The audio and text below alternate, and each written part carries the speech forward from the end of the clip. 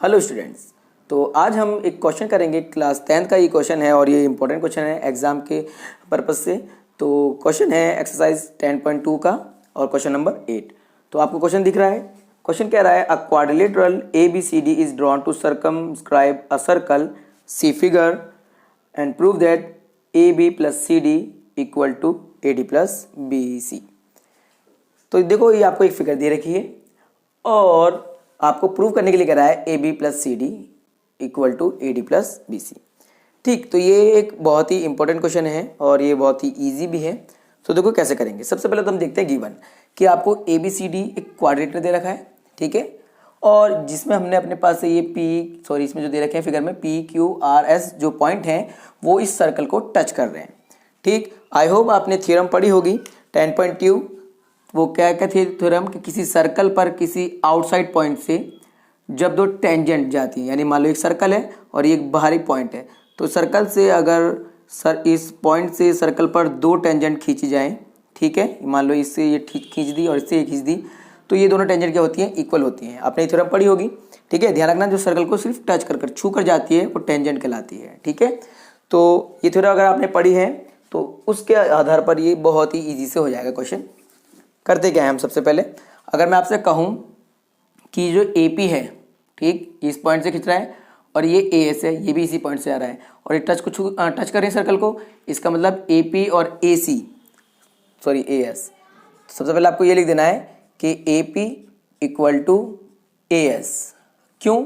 आप इसका रीजन लिख सकते हो कि लेंथ ऑफ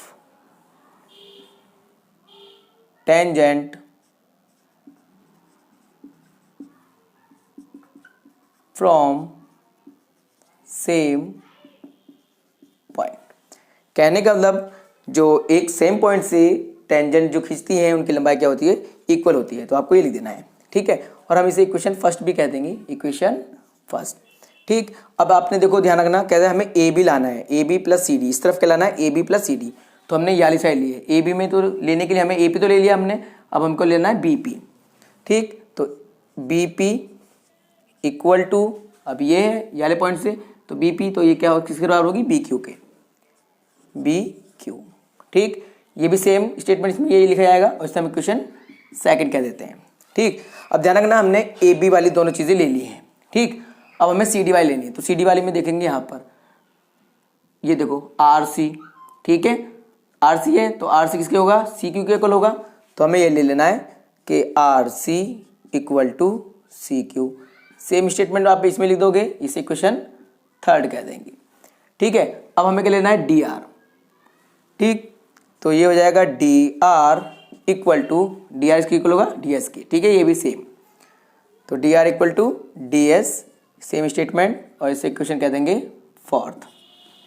अब आपको करना है क्या है, equation first plus second, third and fourth, इन चारों इक्वेशन को प्लस कर देना है। ध्यान रखना, लेफ्ट हैंड साइड लेफ्ट में प्लस होगी और राइट वाली राइट में।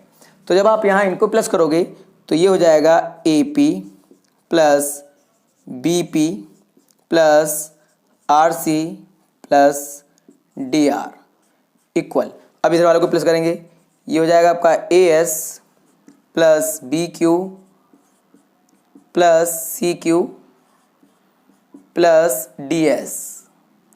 ठीक, अब देखो ध्यान से, AP प्लस BP, फिगर में जाके देखो, AP और BP इन दोनों को जोड़कर बन रहा है आपका AB। क्या बन रहा है, AB प्लस, अब देखो RC plus DR, RC plus DR, यानी इन दोनों को जोड़कर बनना है DC या CD। तो मैं लिख देता हूँ इसकी जगह CD, ठीक है, इन दोनों की जगह लिख दिया CD।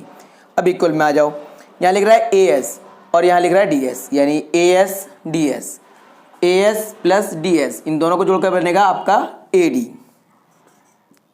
ठीक, अब यहाँ देखो BQ plus CQ, BQ plus CQ, इन दोनों को मिलकर बना रहा है BC। ठीक, और यही हमें प्रूव करना था कि AB plus CD equal to AD plus BC। ठीक, तो इजी क्वेश्चन है और ये इंपॉर्टेंट क्वेश्चन है। तो आई होप आप